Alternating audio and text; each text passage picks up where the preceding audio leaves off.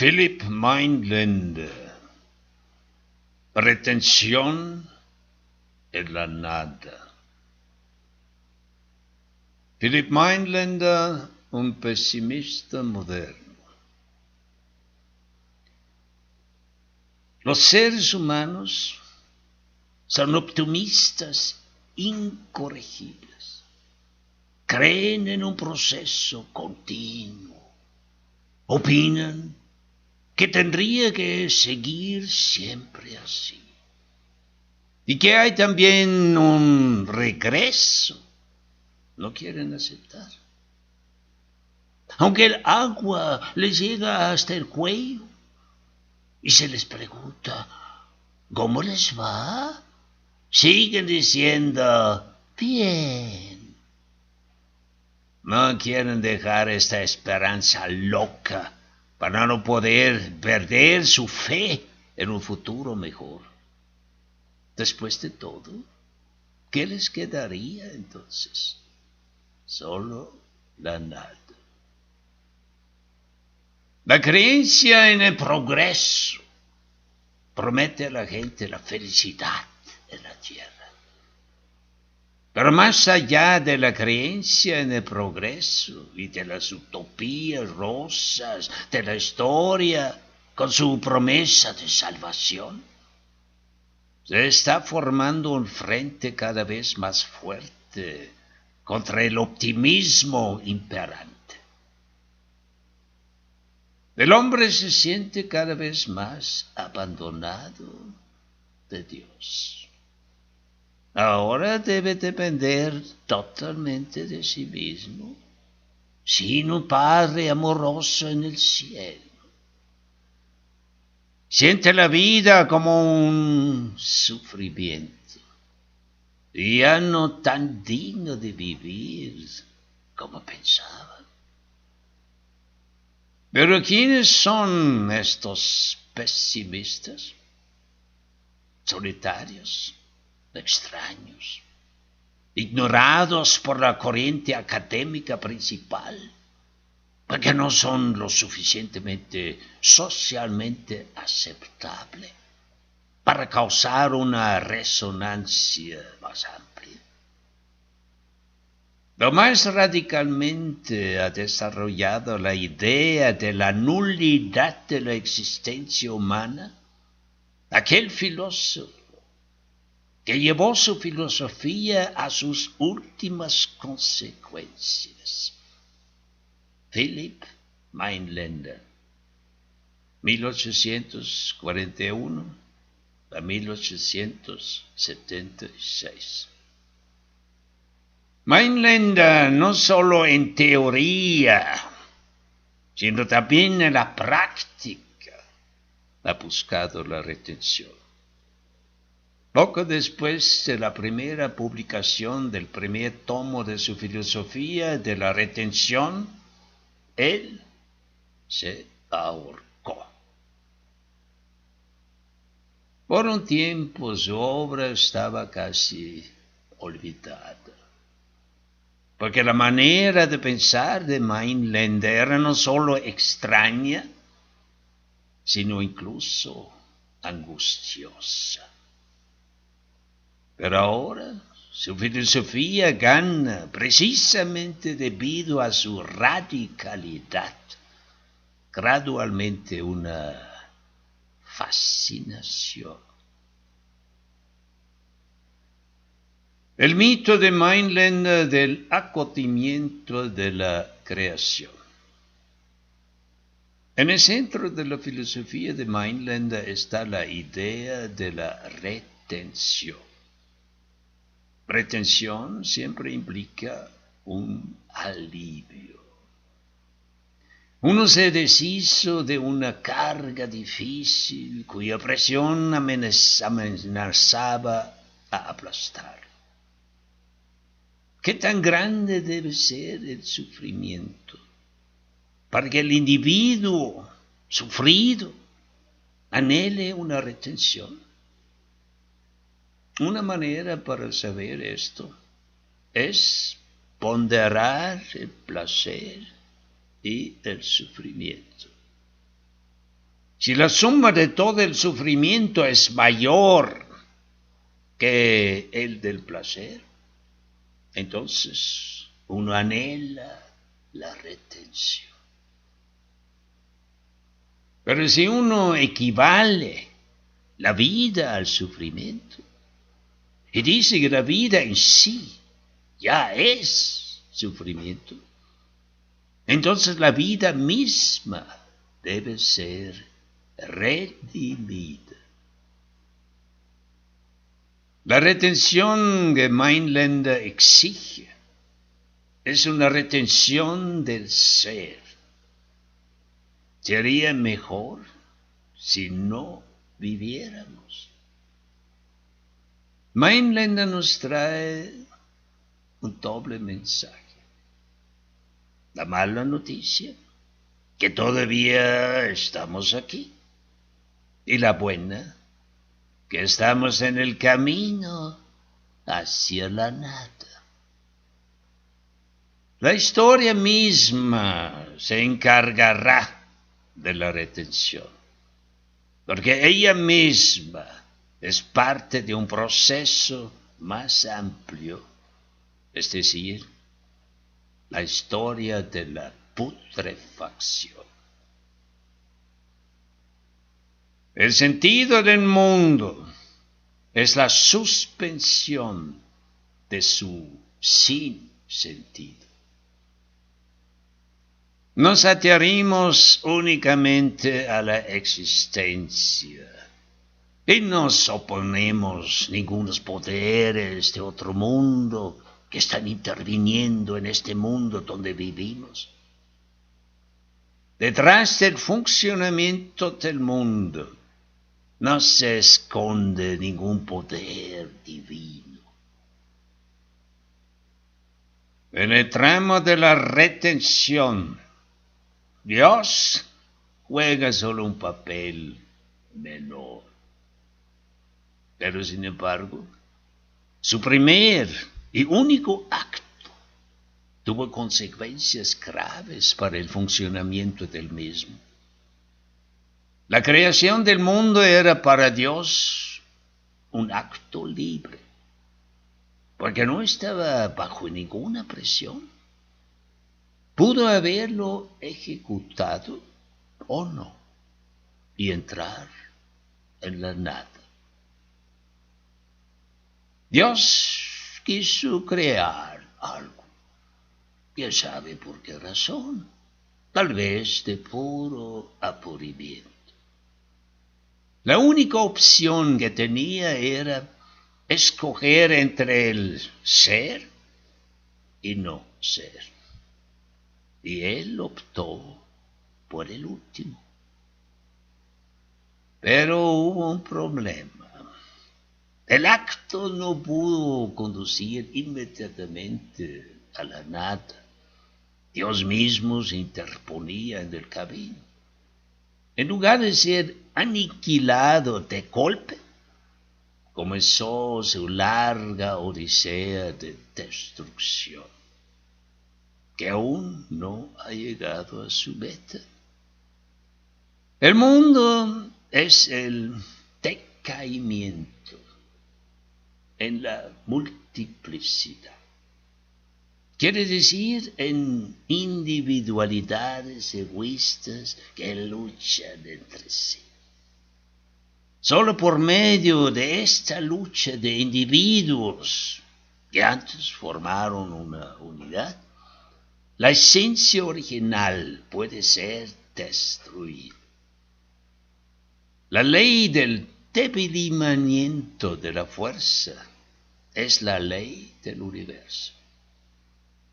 Para la humanidad esto significa la ley del sufrimiento. Todos los individuos buscan la autodestrucción.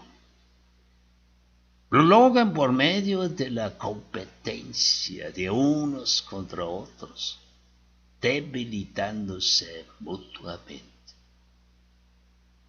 Los organismos evolucionan, procrean nuevos organismos y finalmente mueren. La muerte forma el fondo oscuro sobre el cual la voluntad de vivir se desarrolla. La voluntad de vivir es la voluntad enmascarada a la muerte. A través de la conciencia aumenta el miedo a la muerte en los seres humanos. El hombre es el ser que ama la vida locamente y que teme la muerte locamente. Pero no solo el individuo, también la humanidad entera está condenada a la muerte.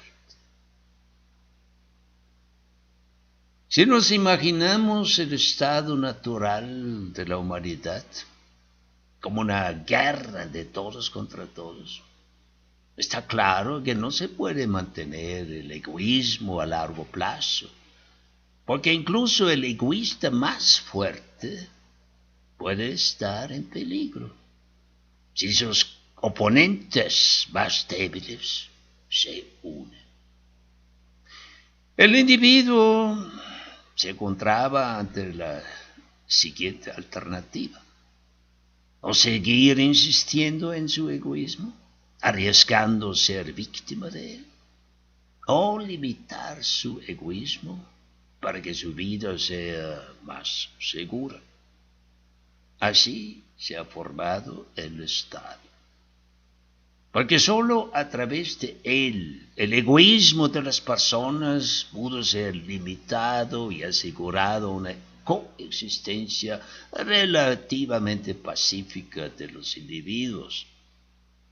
El Estado es una obra de la razón.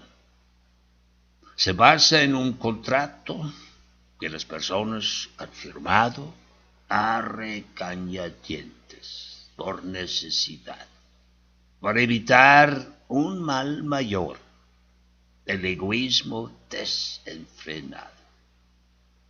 El proceso de la civilización le llevará en algún momento a un estado ideal, en el cual la humanidad encontrará la paz y la realización de todas las libertades.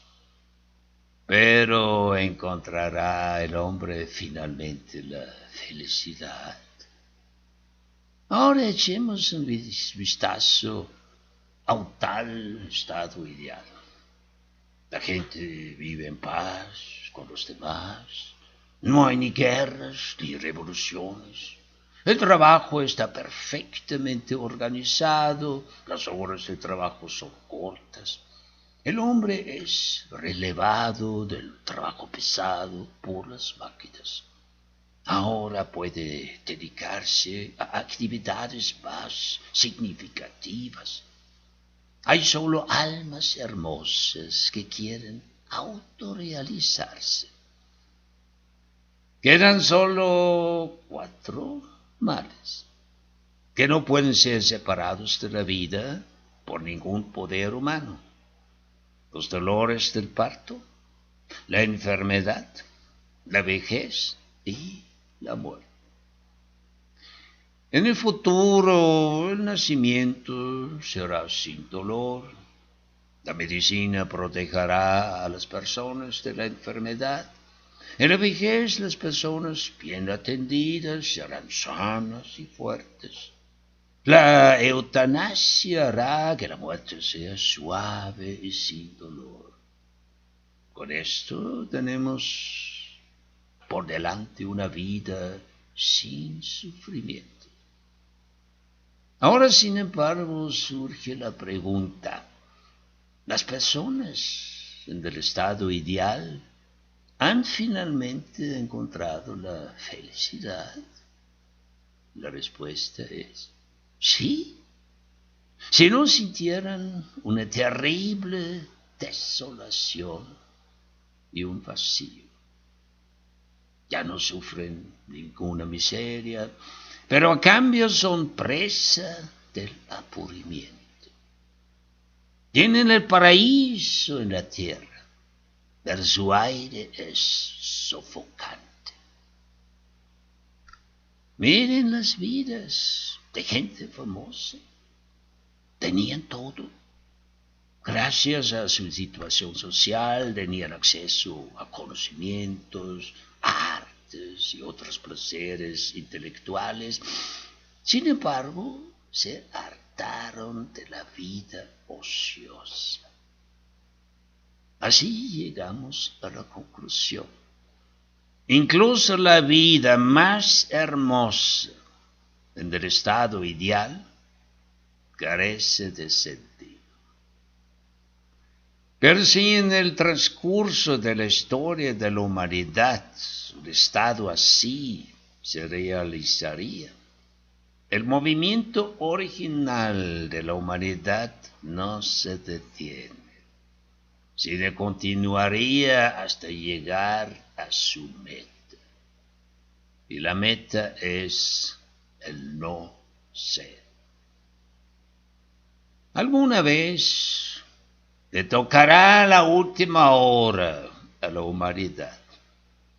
Aunque no se puede determinar claramente por cuál motivo ella perecerá finalmente, ya sea por mala conducta infligida a sí misma, o debido a un capricho de la naturaleza, o sea por impotencia, lo que sea. Pero Mainlander está convencido que ella perecerá. La decadencia de la humanidad será el principio del fin. Los planetas serán destruidos por la caída al Sol central. Gases se evaporarán como los últimos restos del ser. ¿Y entonces? Entonces Dios ha realmente pasado del super ser por el llegar a ser al no ser. El proceso del mundo se dirige a la nada. El conocimiento más alto es el de la primacía del no ser sobre el ser. El desarrollo del mundo se divide en dos movimientos. El primero se realiza en la superficie, el segundo en la profundidad. El primero es el movimiento hacia el estado ideal, que exige del hombre la entrega incondicional al bien general y común, como son las virtudes del patriotismo, de la justicia y la filantropía. El segundo movimiento es el mandamiento de la abstinencia. La voluntad de vivir quiere vivir para siempre. Y como solo puede permanecer en la existencia por medio de la procreación, el impulso sexual es la más perfecta afirmación de la voluntad de vivir. Pero si uno equipara la vida al sufrimiento, entonces con la continuación de la vida sigue también el sufrimiento. Por lo tanto, cada persona que trae niños al mundo es también culpable de la continuación del sufrimiento. ¿Puede entonces solo una relativa retención de la muerte?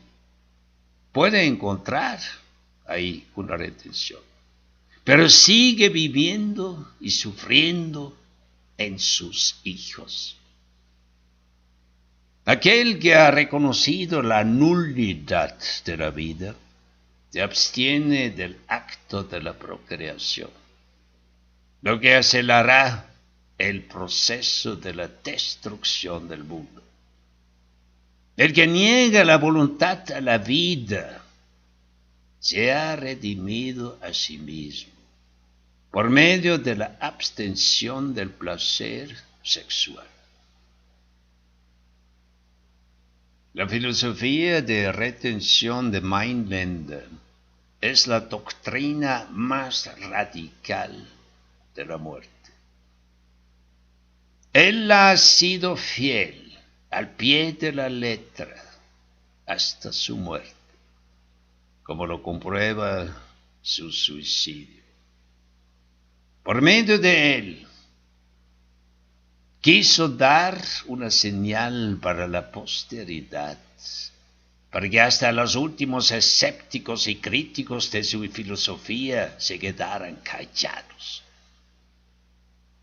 Mainlander dice a los potenciales cansados de vivir: mis hermanos, si la vida pesa demasiado sobre ustedes, sálganse de ella sin temor.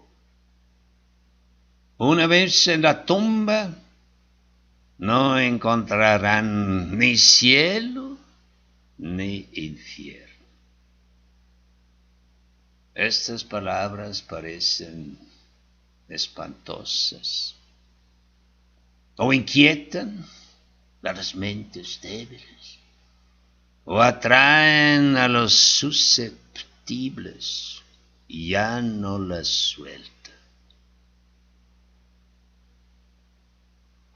Echemos ahora un vistazo a la actualidad. ¿Se ha realizado algo de los pronósticos de Mainlander? ¿Vivimos en un estado ideal? ¿O se acerca la humanidad más al abismo? El desarrollo muestra una imagen contradictoria. Por un lado, los eventos como las dos guerras mundiales, la Guerra Fría con su amenaza nuclear, el fracaso de los sistemas socialistas, guerras civiles, atentados terroristas, han demostrado con toda claridad que el potencial de autodestrucción del hombre civilizado es muy grande. Por el otro lado, las condiciones de vida, por lo menos en los países occidentales, han mejorado. Hay esfuerzos para lograr una paz duradera. La pobreza y la miseria social no se han abolido, pero por lo menos reducido a cierto grado. El trabajo se lleva a cabo en mejores condiciones. Los seres humanos tienen más tiempo libre, cada persona tiene el derecho de crear su vida según su manera, no determinada externamente, para poder desarrollar plenamente su individualidad. Educación y cultura para todos es el lema, sin importar el estatus social. Sin embargo, aún no estamos viviendo en un estado ideal. Lo vemos en lo negativo del proceso de modernización. Desempleo masivo, amenaza de la paz a través del terrorismo y la codicia insaciable de consumo de las personas. De los 4 males, los sufrimientos del nacimiento, la enfermedad, el envejecimiento y la muerte. Las mujeres embarazadas pueden prepararse en seminarios especiales para evitar los dolores del parto. Mediante la detección temprana y terapia inmediata, hoy en día hasta las enfermedades más graves pueden tratarse con éxito. La expectativa de la vida ha aumentado considerablemente. El efecto negativo de esto es el envejecimiento de la sociedad. Uno ya no tiene que temer el nacimiento, la enfermedad y el envejecimiento, tanto como en los tiempos de Mainlander. Solo la muerte parece burlarse del hombre que cree en el progreso. Pero quién sabe, tal vez muy pronto ya no tendrá ninguna razón para reírse, porque desde algún tiempo existe la esperanza de superar el más grande de todos los males.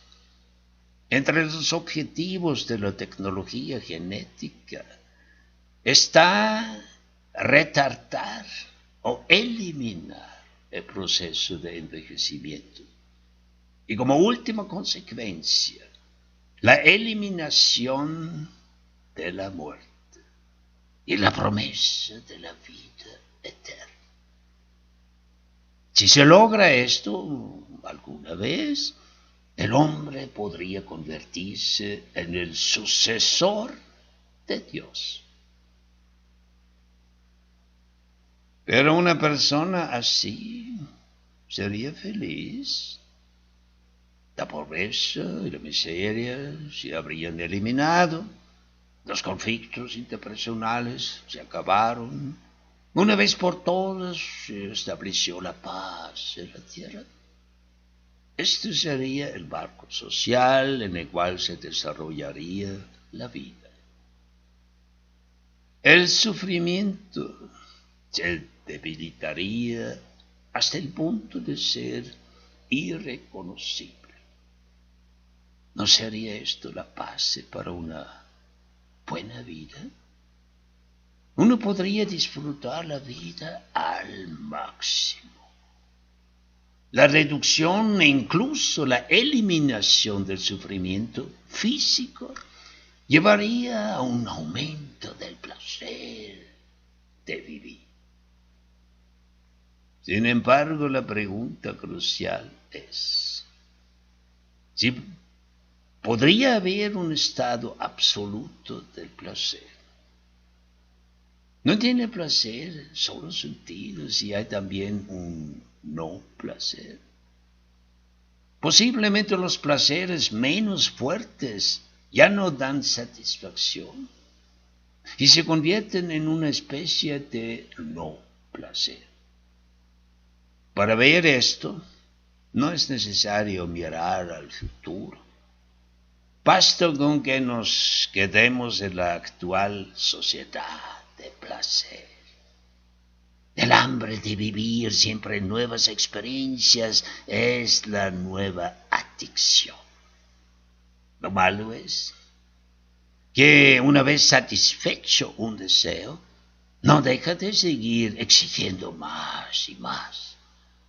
En la búsqueda del placer máximo, se corre el riesgo de estar decepcionado una y otra vez. De este modo uno puede experimentar muchas cosas, menos el sentido. Porque el sentido de la vida se ha perdido. Uno exige cada vez más y más. Las exigencias crecen porque falta el sentido. La sociedad moderna de la opulencia es el intento de reemplazar el sentido perdido por el lujo. El hambre de gozar placeres se convierte en un hambre constante que no admite ninguna satisfacción. En el momento que uno ha gozado algo, ya surge la pregunta, ¿y ahora qué más? Y así uno nunca está satisfecho, porque la búsqueda de la satisfacción se ha convertido en un hábito. Escapando de la miseria, pero aburrido a muerte. Esta es la suerte tragicómica del hombre moderno.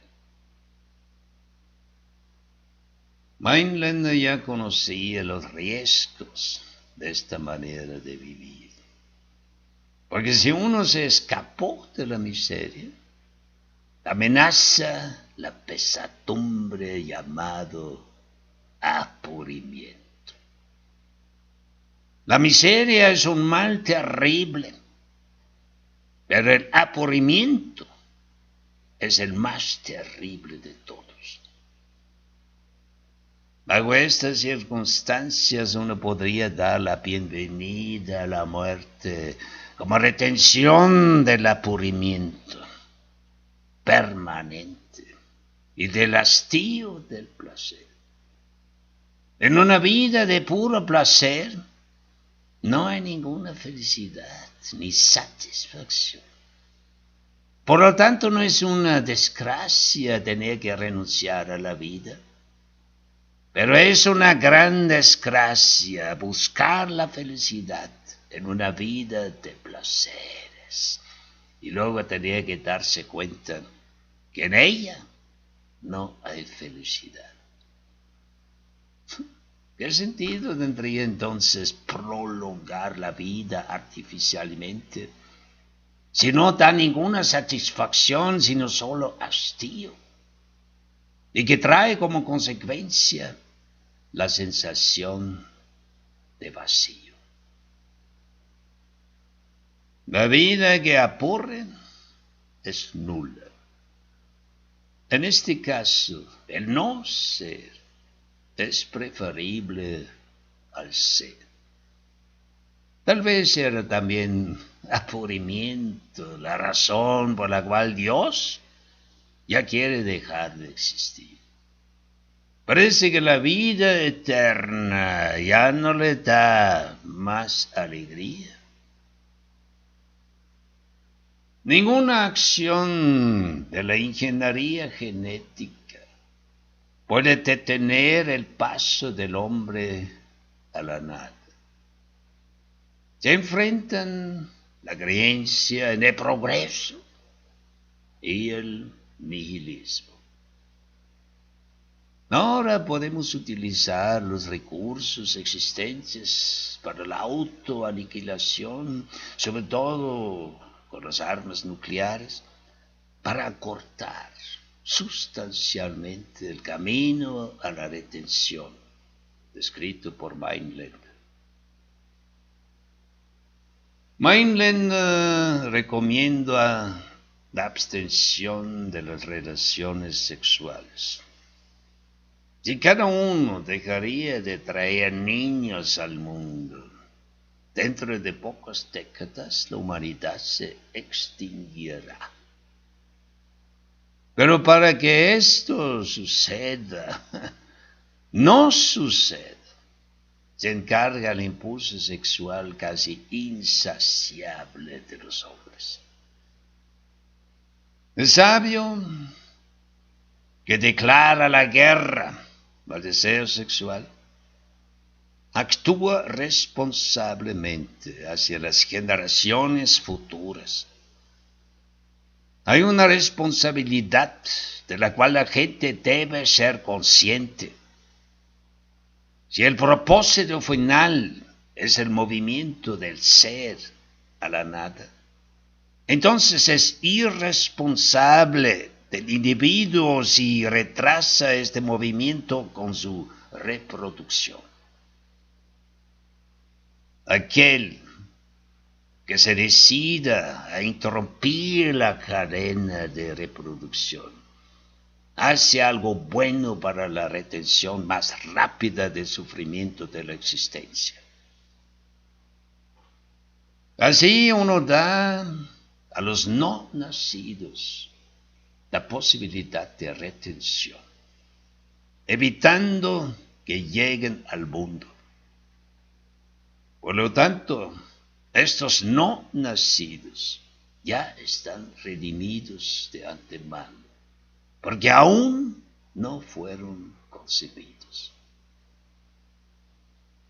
El desarrollo no conduce a un ser mejor, sino al no ser. Lo perfecto está en el principio. Dios se ha totalmente acotado en su única creación y ahora poco a poco se desmenuza hasta sus últimos átomos.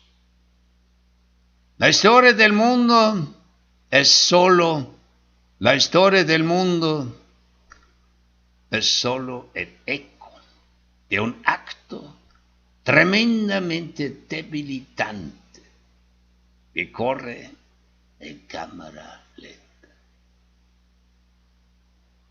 El sabio mira firme y felizmente a la nada.